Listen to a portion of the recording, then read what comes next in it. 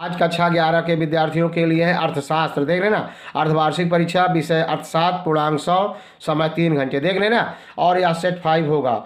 यदि आप यहाँ पेपर लेट से शुरू हुआ है तो पांचों सेट को देखेंगे, तो आपको टाइम मिल गया है देखने के लिए, और आप चेक करके जाएंगे कौन सा पेपर आपके यहाँ आ रहा है। ठीक है, यदि आप नवीन छात्र हैं तो चैनल को सब्सक्राइब कर लीजिए, बेल आइकन की घंटी दबा दीजिए ताकि आपको आने वाला वीडियो सबसे पहले मिले। यदि आप पुरातन छात्र हैं तो अधिक से अधिक शेयर करिए ताकि सर्च रैंकिंग में श्री गणेश अकेडमी पहला स्थान प्राप्त करे। और ऑल इंडिया के बच्चों के लिए, जो हिंदी मीडियम के बच्चे हैं, उनके लिए यह चैनल रामबाण है। पढ़ाई भी किया जाता है, वार्षिक, प्री बोर्ड, सभी प्रकार के मासिक, त्रैमासिक सभी पेपर डाले जाते हैं। आप पढ़ाई कर सकते हैं, तैयारी कर सकते हैं। जल्द से जल्द आपको प्री बोर्ड, वार्षिक पेपर मिलने लगेगा। जल्द से जुड़ जाइए, शेयर करिए। पहला क्वेश्चन लेते हैं, बहुविकल्पी है, 30 अंक का बहुविकल्पी है। देख रहे हैं ना, अर्थशास्त्र के जनक कहे जाते हैं एडम स्मिथ, रिकार्डो, प्रोफेसर रोबिन्स, प्रोफेसर मार्शल। तो एडम स्मिथ सही है। प्रोफेसर रोबिन्स के अनुसार अर्थशास्त्र है, अब उच्चार विकल्प दिए गए हैं जो सही करना अपना। केवल आदर्श विज्ञान, केवल वास्तविक विज्ञान, वास्तविक व आदर्श विज्ञान, विज्ञान व कला दोनों। आवश्यकता विहीनता की संकल्पना का प्रतिपादन किया था मार्शल ने, रॉबिन्स ने, पीगू ने, जे.के. मेहता ने। जब आप एक पोशाक खरीदते हैं तो इनमें से किसे सबसे महत्वपूर्ण मानते हैं? कपड़े का रंग, कपड़े की कीमत, कपड़े को किस कंपनी ने बनाया, ये सभी। आप एक दिन में कंप्यूटर का इस्तेमाल कितनी बार करते हैं? आप एक दिन में कंप्यूटर का इस्तेमाल कितनी बार करते हैं? 1 बार, 3 बार, कभी कभी अनेक बार। अब आपके परिवार की मासिक आमदनी कितनी है? 5,000 से कम, 10,000, 15,000, 20,000।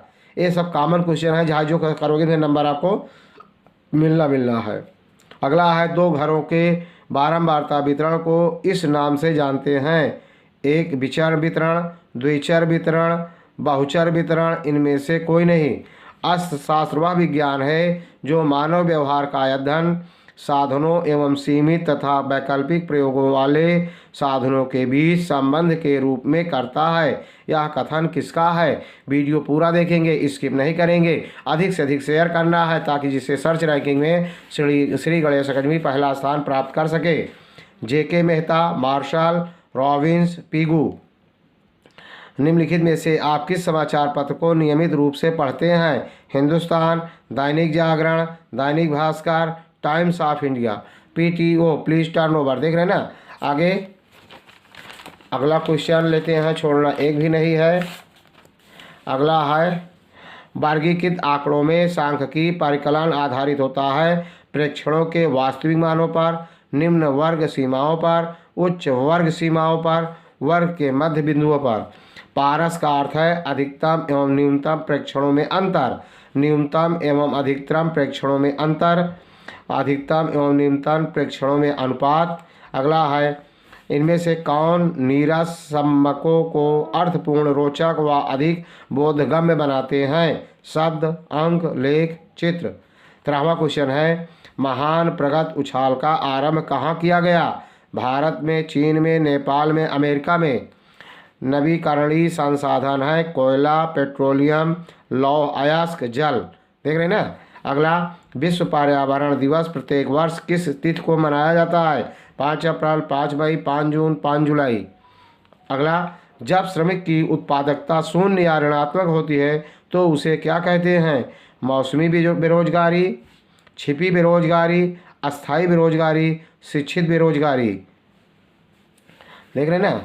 अगला है, अंकगणितीय रेखाचित्र के द्वारा प्रस्तुत आंकड़ों से निम्न को समझने में मदद मिलती है। दीर्घकालिक प्रवृत्ति, आंकड़ों में चक्रीयता, आंकड़ों में कालीनता, ये सभी। 18वां क्वेश्चन है, गुणात्मक मापन के लिए सर्वाधिक उपयुक्त औसत है? गुणात्मक मापन के लिए समांतर माध्य, माध्यिका, बाहुलक, इनमें से कोई नहीं। समांतर माध्य किसी वितरण का केंद्रीय मूल्य है, यह कथन है। समांतर माध्य किसी वितरण का केंद्रीय मूल्य है, यह कथन है किंग का, मिल का, मेहता का, पीगू का। 20वां, कोई उपभोक्ता सूचकांक किस परिवर्तन को मापता है? कोई उपभोक्ता सूचकांक किस परिवर्तन को मापता है? खुदरा कीमत, उत्पादकों की कीमत, थोक कीमत, इनमें से कोई नहीं। देख रहे हैं ना। अगला क्वेश्चन लेते हैं। अगला है, परियोजना बनाते समय आंकड़ों के विश्लेषण के लिए निम्नलिखित में से किस विधि का उपयोग किया जा सकता है? माध्यिका, बहुलक, माध्य, ये सभी। अगला 22वां, स्वतंत्रता प्राप्त से पूर्व भारत में भू राजस्व संबंधी कितनी प्रणालियां प्रचलित थी? 2, 3, 4, 5। ईस्ट इंडिया कंपनी ने कब ब्रिटिश शासन में नींव डाली?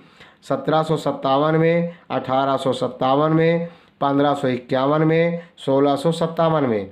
स्वतंत्रता प्राप्ति के पश्चात भारतीय अर्थव्यवस्था मुख्यतः मांग और पूर्ति की सापेक्षिक शक्तियों पर आधारित थी, जिसका परिणाम था निर्धनता, असमानता, गतिहीनता, ये सभी।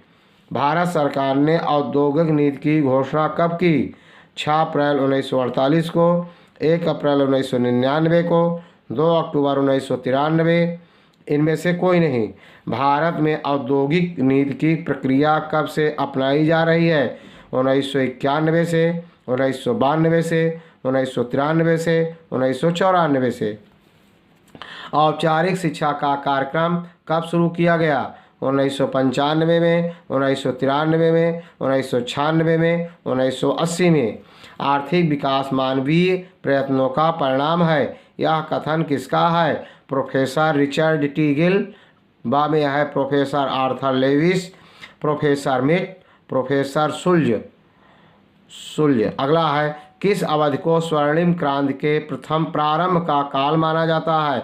1990 से 2002, 1991 से 2003, 1992 से 2004, 1993 से 2005। साधनों के वैकल्पिक प्रयोग का अर्थ है साधनों का एक बार प्रयोग करना, साधनों का 2 बार प्रयोग करना, साधनों का बार बार प्रयोग करना, साधनों का बहुबार प्रयोग करना। देख रहे हैं ना। आगे क्वेश्चन है, वर्णनात्मक है, छोड़ना एक भी नहीं है। देख रहे हैं ना। अगला है, अति लघुत्तरीय प्रश्न, क्या सरल यह संबंध गुणांक किसी भी प्रकार के संबंध को माप सकता है? अगला है, वर्गीकृत आंकड़ों में सूचना की छद का क्या अर्थ है? अविच्छिन्न श्रेणी में बहुलक का सूत्र लिखिए। उपभोक्ता किसे कहते हैं? परियोजना रिपोर्ट की 2 उपयोगिता बताइए। परिणात्मक प्रतिबंधों का क्या अर्थ होता है? योजना को परिभाषित कीजिए। सांख्यिकी की एक उपयुक्त परिभाषा दीजिए। विश्व व्यापार संगठन में कितने सदस्य देश हैं? स्वतंत्रता पूर्व अंग्रेजों द्वारा भारत के व्यवस्थित विऔद्योगिकरण का दोहरा ध्येय क्या था?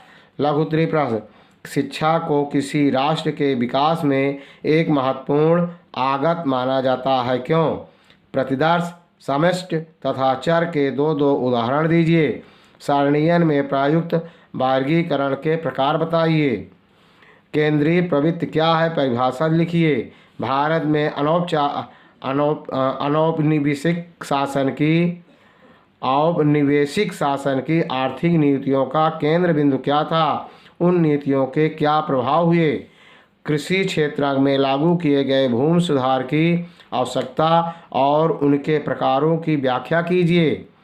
दीर्घोत्तरीय, आधुनिक युग में सांख्यिकी के महत्व को स्पष्ट कीजिए। अथवा नंबर भी विभाजन देखते चलिए, सब नंबर दिखाई दे रहा होगा।